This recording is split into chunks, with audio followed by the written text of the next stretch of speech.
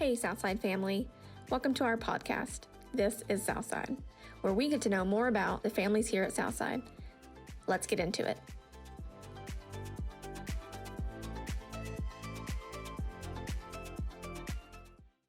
Welcome, Dawn and Pam. Thanks for coming on the show. We're going to start with who you guys are. Where'd you guys grow up?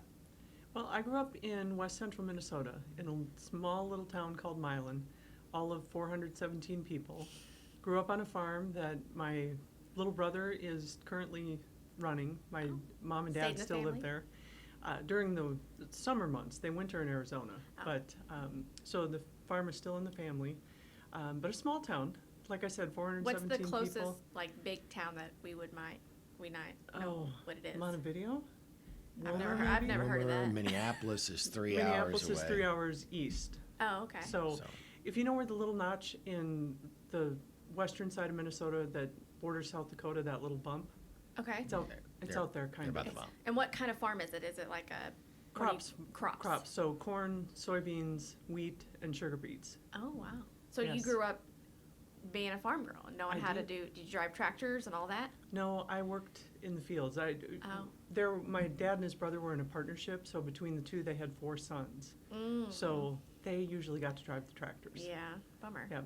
So did you have all brothers, or did you? No, I've got an older sister, older brother, and a younger brother. Okay. And the younger brother is the one that's on the farm.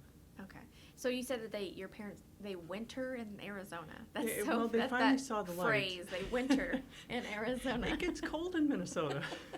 So they finally saw the light that they don't need to live in 40 below. Yeah. It's ugly up there in the winter. I bet. But also maybe pretty. I mean, someone, ignorance, I don't really know, but it feels like that would be pretty. It is. When the first snows come, it's pretty. But when it's still snowing in February into May, it's not so pretty anymore. Not so pretty. So do they do Christmas and all that in Arizona? Or We've done that a couple times recently, but usually they don't go down till after Christmas, so early January. Because technically winter, Winter starts there in October. Oh, does it? Yes, but because for here we think winter and really never even gets winter weather until January. Yeah. So Christmas is usually on the farm in Minnesota. That's fun. Very important to my parents, and Don has been very gracious through the years to make that trek. Okay, and Don, where'd you grow up? I grew up in central Missouri, a little town called Crocker, just outside of Fort Leonard Wood. My father was a lifer in the military, and so he retired close to the military base so that he could still have access to the PX and the commissary and the medical, mainly the medical. On a little farm, just ours was cattle and hogs and chicken. Well, my dad was about like Noah. We had every animal you imagine at one time or another. Yeah, and that's what he did after the military? Mm-hmm. And so did you move around a lot while he was in the military? But we moved to the farm in Crocker when I was in kindergarten. Okay. No, first grade, sorry. Second grade, I started at Crocker. Before that, we were in Darmstadt, Germany. We were in Fort Sam, Houston. Jonesboro is where my family's, a lot of them are from, so we were over there some too. Nice. So both farms, but different jobs on them. Yours was crops and yours was animals. Mm-hmm. And just last night, he, no kidding, said, "Can we get chickens?" Oh, we have chickens and ducks, and I would love to live on a ranch and have cattle and horses and the whole 9 yards. But Bob would name them all, and we would never be able to do anything with them. Right. And, and your boys too, I'm sure. I don't know, maybe. But everybody's like, Dawn tells me that's a hard work, like that you actually have to It is do very something. hard work. And I'm like, well, it's the every idea day. of it is nice. Yeah, it's the taking the axe out and breaking the ice on the pond so that the livestock can get water in the mornings. Did you guys sell daylight. the livestock and sell the we sold hogs some. We and- butchered. It was a small farm. I mean, Yeah. it was a hobby for my dad. Yeah.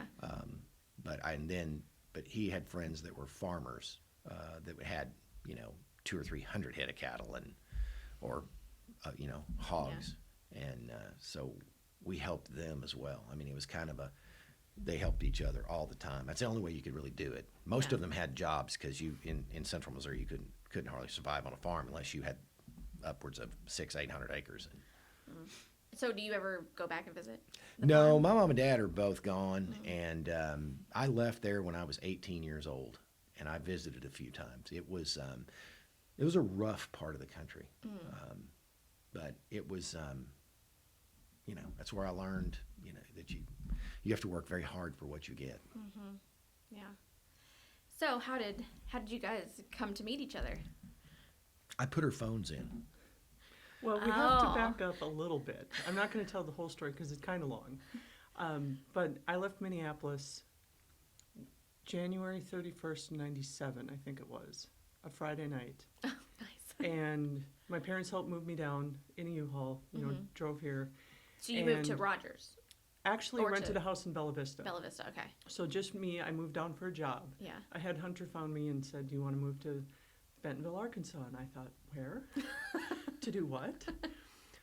But, the rest of the story anyway, I moved here.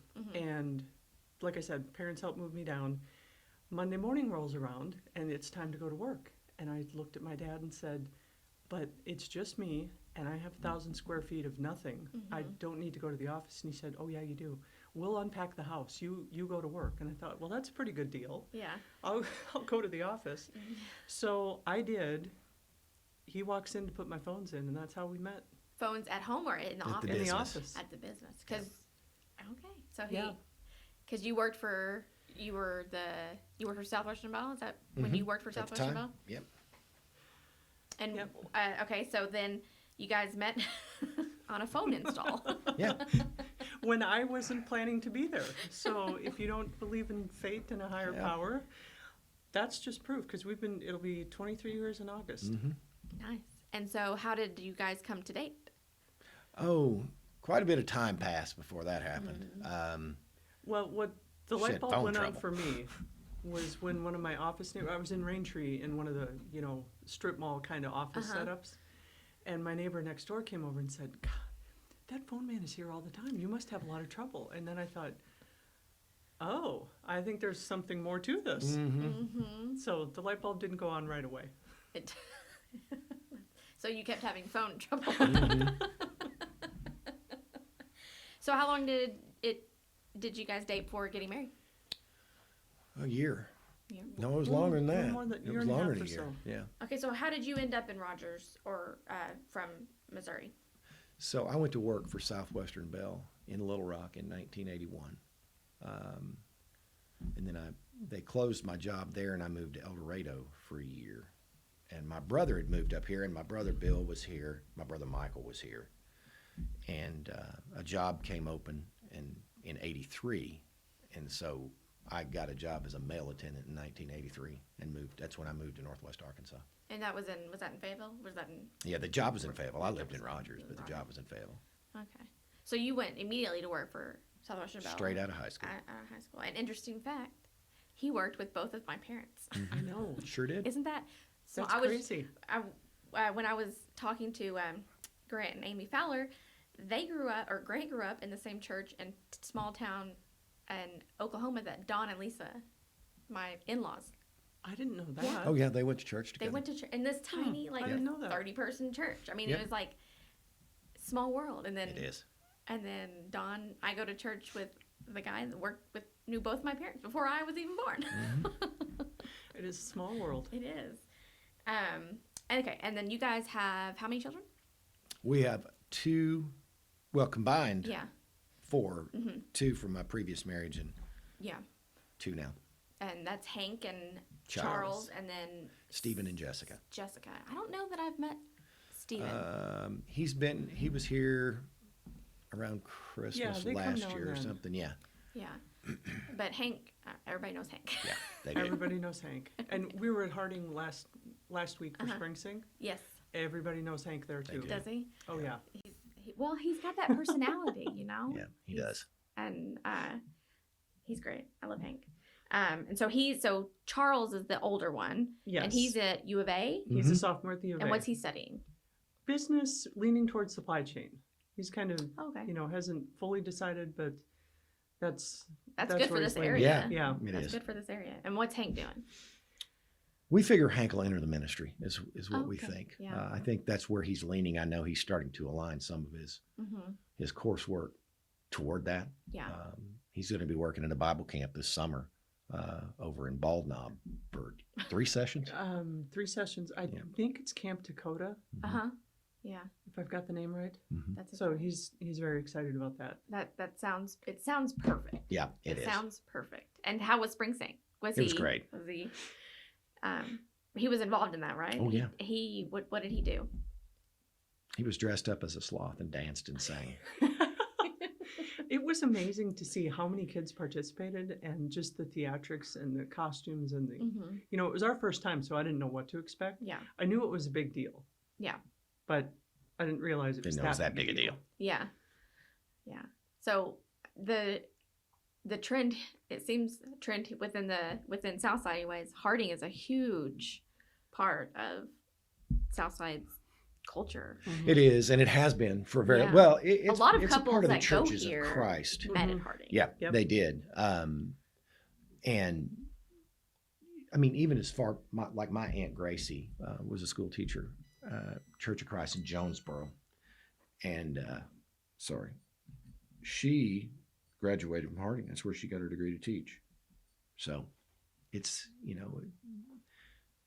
and it was really neat to be at a university sponsored function, and here I'm talking about and praising the Lord in the middle of their presentation.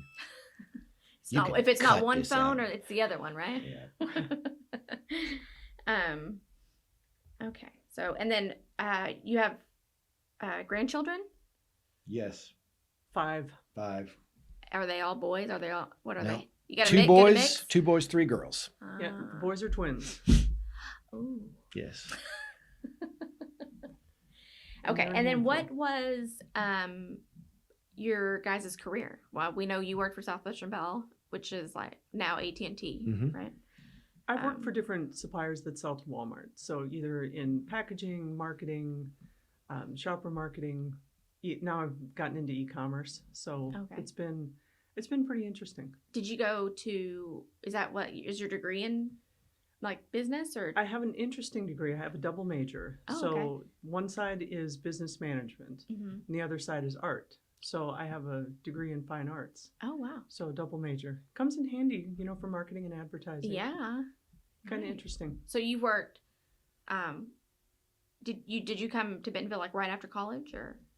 About 6 years after college. Okay. I was in Minneapolis for about 6 years, working at different ad agencies and firms like that. Okay. Cool. Yep. And outside of, so for when you worked in Little Rock for Southwestern Bell, what did you do? I started out as an operator, a cordboard operator. Mm-hmm. That's how old I am. And then I went to El Dorado as an operator. And when I came up here, I was a mail attendant, and then I was an installer for a while, and then I became an engineer, and I was in marketing for a while, and then after I left AT&T, I went to work for a company that does business process outsourcing, and so I traveled a great deal for those 8 years, all over the country. It was call center work, but it was we hired out, and for companies that didn't want to do in-house call centers, we would do them for them. And then I've been at Garner Building Supply now for 3 years, going on 4 years. Mhm. So after you retired, you just couldn't hang Well, up yeah, the hat? it was, in 2008, I thought I might work part-time and play golf, but the market didn't see that at all. Mhm. So, and then, In once you 09. get back in the game, it's hard to get out. Yeah. Well, and you adjusted because my company moved us from Rogers to Phoenix. We were there for 3 years. Okay. Then from Phoenix, we lived in Atlanta for 2.5, almost Ooh. 3, and then came back Back to here. Bentonville in 2014. Yep. So So were you working odd jobs like whenever you were there, or were you? No, what I did was I took almost a year off after AT&T, Mm-hmm. and the company that I worked for, I was based from home. That company Alpine Access was the name of the company. We really were the pioneer for work at home. Okay. We invented a great deal of the technology that they're still using now. Yeah. And so I was able to work from anywhere. It didn't matter, Yeah. which was really handy. We would go to the Very lake in the summer for vacation. Yeah. I'd take Didn't 2 work weeks out. because I could work from there. Work, yeah. Yeah. Nice. What are your guys' hobbies outside of work and raising kids and grandkids and all that? I'll let you speak to yours first, since What's your hobby? our recent Well, move. I enjoy woodworking a Mhm. lot. I enjoy playing golf, but I don't get to do that nearly enough. You're a little better at woodworking. Yeah, a lot better, a lot better. Nice. And I mean, I like to fish and I like to do those kind of things, but probably my main, especially right now, because we just moved and I'm trying to get a shop. It'll be the first time in my lifetime I've got a separate. I've seen the work. Space. I've seen the work. The progress pics on that. Yep, Yep, I've got a it's separate coming along. space, and so I'm really excited about that. And that's where my intent is when I do retire. I'll be the little old guy that goes out and builds stuff. Mm-hmm. Give it to the grandkids or take it to the Yeah. the Just craft make fairs or things. whatever. Yeah. And the market's not very good right now for making things, especially It with is wood. not. It is not. It is not. It's very expensive these Mhm. days. And what are your hobbies, Pam? I really enjoy scrapbooking and card making. Yes. So again, kind of back to my art major Mm-hmm. in me, just having that creative outlet. Were you like that when you were growing up? Did you make art and Mhm. crafts and All that, things all like that that? stuff. Yep. Yeah. And I've seen some of your scrapbooking because I went to Hank's graduation party and you had it all. Mhm. You had it all there. Yeah. That's my outlet. And how do you think about doing that as they're growing up? Like, where do you find the time or like know what you're gonna do forever? Well, you know what you're going to do when you have 10,000 pictures. I mean, my poor kids, you'd walk by the bathroom and Hank would be sitting on his baby's, his Potty training. potty Yeah, training uh-huh. seat, and you'd walk by and I would have the camera maybe going to take a picture and I'd hear cheese. As soon as they saw the camera, it was cheese. They were trained. And it You're was- happy you have it all was- those pictures now. Yeah, but it was get the camera, and now that you have a phone, Mm-hmm. so we have way over 10,000, way Yeah. over 10,000. And so when you have that many pictures, 23,000 on my phone. yeah, you when you have the opportunity to, have that many pictures to go through. Yeah, it's pretty easy. nice later on, but during the time it Mhm. seems kind of crazy. Yeah, what's kind of cool now is I think they're both boys, so I don't Yeah. know that they really appreciate it, but they'll come into my room now and then and pull out the albums and go through and remember when, and Yeah, they enjoy it too. yeah. That's the thing with boys. Like every once in a while, it dawns on me that I'm always going to be the mother-in-law. I'm never going to I know. be like mother of the bride or Yeah. or like the mother of the first grandchild. Like I'm Mhm. always the in-law, and I hope that I'm a good one. Mm-hmm. But usually, the trend is you get married and the male tends to integrate with the woman's family and go to their parents for holidays and stuff. And I'm like, don't forget about me, please. Yeah, it's and you're gonna find they just grow up way too fast. They do just snap. They're Yeah. grown. And see, that's where to me, it's like, well, I've got a 4-year-old. I still have forever to go, but, Nope. but when Dallas is going to be 13 this year. And I remember it does. It's like the days are long, but the years are short, Mhm. as they say. Okay, we talk about this with Tom Williams all the time. Mhm. My kids were little when we first started coming to Southside. Yeah. And I remember, especially Henry, just full steam run and jump into Tom's arms to get a hug. Yeah. And we Because joke he was a about greeter that now. back then. Yeah. He would be at the breezeway. And they knew Big Tom. They knew And he'd that be was, there. That was part of coming to church. Yep. So we joke now that Hank that's would probably not Yeah. something that's going to happen anymore. Hank would bulldoze him down. Poor Tom. Okay, so how did you guys start coming to Southside? We started looking for in 2000.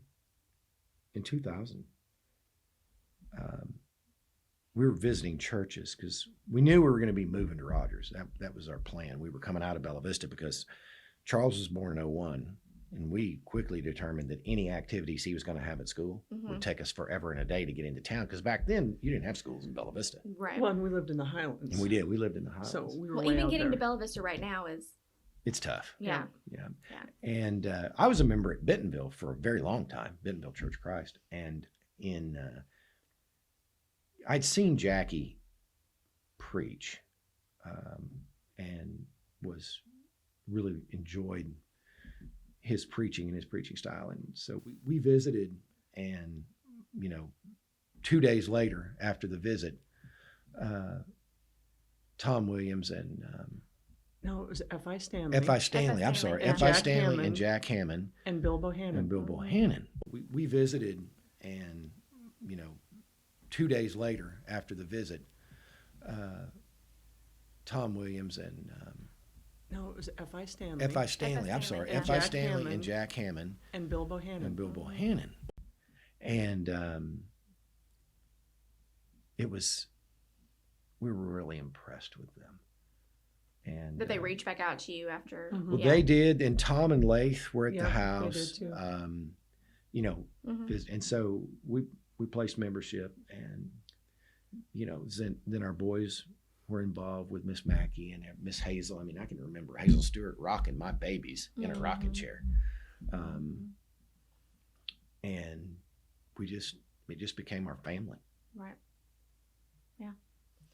And I guess what made you stay, because Yeah. you were family. So Yeah. how did you Mhm. guys start? What were your first volunteer roles here at Southside? What did you guys get involved in? Oh, gosh. First ones? I taught class some. Pam was involved with the nursery. Mm-hmm. She's been involved with. We've been involved with just about everything there is to be involved with. Got your Um, hands in everything. That's We good. do, That's because we've got the missions. I've been involved with missions.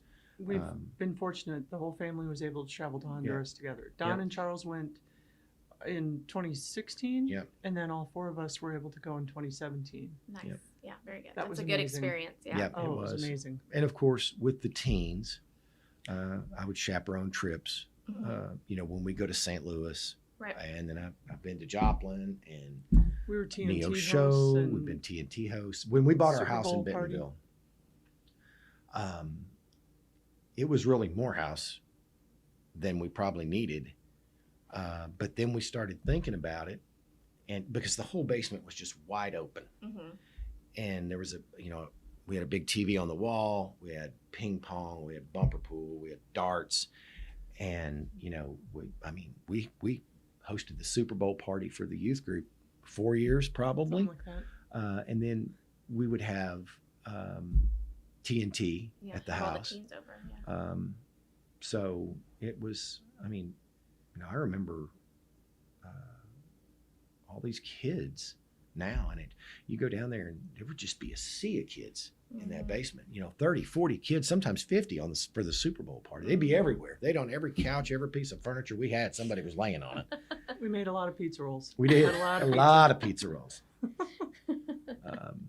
But we enjoyed that we though. do. It was nice to be part of the kids' lives and get to know the kids. I would, without naming names, there were times that some of the youth would go down for the Bible study, and some kids would just hang around in the kitchen and want to talk to me. Yep. Yeah. It's For building a relationship. It's a Yep. family. very Yep, different it is. reasons, Yeah. but they needed that, and I was there, and Yeah. that's what it's all about. Yep. It's hard to. There are a lot of people that go to church on Sundays, and it's hard for them to feel involved, or to feel kind of like a part of it. And once you get involved, though, it just opens up so many relationships, does. and really feels like a family. Well, and they're, the boys, they brought a lot of kids to church that, discovered church from spending time in our basement. Yeah. We always, it was always such a good feeling because you knew where your kids were, because they were downstairs. Yeah. And it was nice, and we got to know so many people, like through life group, you're serving a meal. One on of the- Wednesday nights. You know, it's Mhm. your turn to serve, Mhm. and yeah, But one of it's, the best has been Coffee Connections. Mhm, I love doing that because I get to see everybody. mhm. Because everybody is going to get their donut and their coffee. It's They very are. important. Yep. She'll be back there this Sunday, as a matter of fact. Nice. Yep. Good. Well, good to see you. So from being involved for so long that you were, that turned into becoming a deacon. It did. Yeah. And were the deacon of missions, correct? Yeah, I started as deacon of missions. Yeah. And then quickly we realized, specifically with what you're doing now, that the infrastructure that we had for IT was just not going to be good enough for Couldn't that. handle So, what we were. and so Yeah. I just kind of, it was interesting. We were having, well, you were there when we had the meeting with David, and they said, we've got to find somebody to do this. And David looks up and says, well, looks like Don's the guy. So I was overseeing that, and I will continue to oversee that. Yeah. Yeah. Are you still going to be involved in missions? Oh, yeah. Yeah. Yeah. I don't, it's so early in the game of being an elder Yeah. that I'm not really sure what all I'm going to be doing. Yeah. But it'll be hard for me to turn loose of that one. Honduras, we've done so much work down there. I was in Mexico City last year, Mm-hmm. and there's a tremendous amount of talent winning souls in Mexico City. And I really want to see that grow as well. Yeah. So talking about eldership, you just recently became an Mhm. elder, which is exciting. How do you feel about that?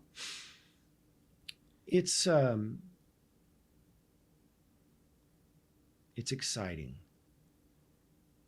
but it's interesting because you're going to see and hear things that you really don't want, Mm-hmm.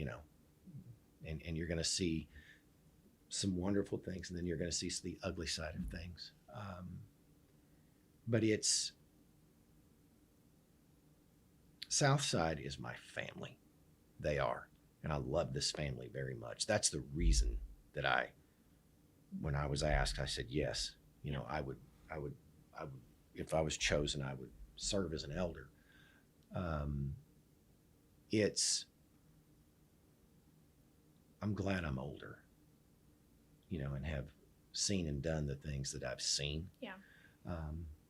My dad's family, the background in the Church of Christ is very deep there. All of his brothers were either elders in the church or preachers, Mm-hmm. and some had been both, at one time or another. My grandfather was an elder.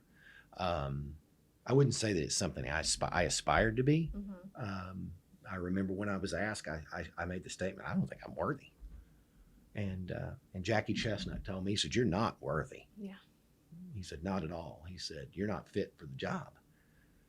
And he said, but nobody is. And he said, we don't want somebody in there that thinks they are. Yes, they are. Yeah. And I think I've been asking the current elders about the common misconceptions of being an elder, and a lot of their answers are that you have to be perfect. That's a misconception. Like, Mhm. you don't have to be. We're not perfect. None of Mm-mm. us are. Or that you have all the right answers or things like that. And it's truly a servant's role and shepherding, and I think you're up for Well, the task. yeah. But well- if you weren't intimidated, that might be it. Well, it'll if you don't take pause, I really don't believe you need to be in the role. Yeah. Because it is, it's a big deal. Yeah. And I look forward to it. I do. One of the things that I really think about when I think about, we talk about the community, and we talk about outreach, and we talk Mhm. about the things that we want to do. We want to grow as a church. There's no question about that. I want to see as many children in this building as I can see. But the bigger component of that, in my opinion, is the family. The It's our current- job to yeah. take care of the family. We can feed people. We have a food pantry, to take care of the community, but we need to be taking care of the family. Yeah. And, that's one of the things that is very critical to me in being in this role. Yeah. And Pam, how are you feeling about being in that elder's wife role? As you mentioned, maybe a little intimidated. I want to be sure that I support and, encouraged in what he needs to do, and just to be a good part of that family and do what I can to help grow the kingdom. Yeah. And to serve coffee. I'm really good at that. Well, and you can't take the role of the wife of an elder too lightly either, because it's a partnership. It absolutely is. And you need a wife that is really understanding. And Pam is really understanding. Really understanding. If she's to still be married to me, she's very understanding. But that's extremely important. Mm-hmm. If you don't have that support at home, when you get a phone call at 2:30 in the morning that you need to go help somebody or whatever it may be, you've got to have someone at home that understands that that's part of the job. That's the call. Yeah. So now that you're an elder and you kind of talked on, the family, that's kind of like your focus on what are your goals, you think? Well, my goal, yes, to take care of the family. I don't think we should have anybody that is a member of this family that is hungry or that is in need in any way. But I also want to see the church grow. Mm-hmm. We're at a pivotal time right now. Yeah. We are coming out of COVID-19. Coming into that, we had a young lady that had approached us that was going to Greece, and you've got the Muslims coming. They're coming out of all over the Asian Pacific Rim or whatever that is right there, and we're getting access to people that are hungry for something different. Unfortunately, COVID just shut that down. Mm-hmm. Same thing with Mexico City. You've got Gonzalo Sr. that's down there that was going to be doing some work with Woods Lane. You can't get a visa to get in. Can't get here. Yeah. The mission work is still extremely important to me. If you've never been down there, it's hard to explain what you see and you feel when you're down there. And it'll change you when you've been down there. And so that's still going to be a big focus for me, is that we still need to be doing that work, and we need to be doing it as much as we possibly can. I think we're going to see good growth in Mexico City. I think we're going to see growth here as well. One of the things I've noticed in just the past few weeks, now that we've started getting closer and closer to normal, as we've had to start moving more chairs back into the a good problem. Yes, it is. Yes, it is. But I'm seeing new faces. I'm seeing faces I haven't seen before. Yeah. And outreach is going to be communication. Outreach and communication. Yes, those are going to be key focal points for me. Yeah. We're definitely in a transition phase right now, and we are. It'll be interesting to see how where God puts us through this. Mm-hmm. And of course, it's the waiting. We gotta wait. Darn it. Well, and the elders that we had in place, great group of men. The elders that are coming in, I believe, are going to complement the group that we have. I think there's some reinvigoration. It feels exciting. Yep. To have energy. you guys be a part of the team, and we're excited to see what you guys accomplish. Yeah. No pressure. Yeah. No. Any last thoughts? Anything you'd like to say? And we just appreciate this opportunity. We, think you're doing great work. I think it's cool Thanks. that, you give us this opportunity. I look forward to learning more about others in our church. Yeah. It's hard to, one of the main things about this is for the podcast is there's no possible way you can talk to everybody on a Sunday morning No. and know them. And I try. I get in trouble for being chatty. I'm one of the last ones to leave church.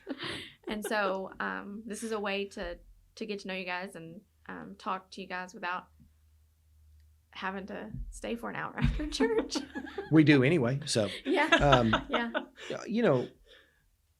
My hope is, and for anybody that has been here for any amount of time at all, they know I'm about as approachable as anybody on the planet. Mhm. But for anybody that watches this that doesn't know me, there's nothing you're going to tell me that surprises me. I can just almost guarantee it. It is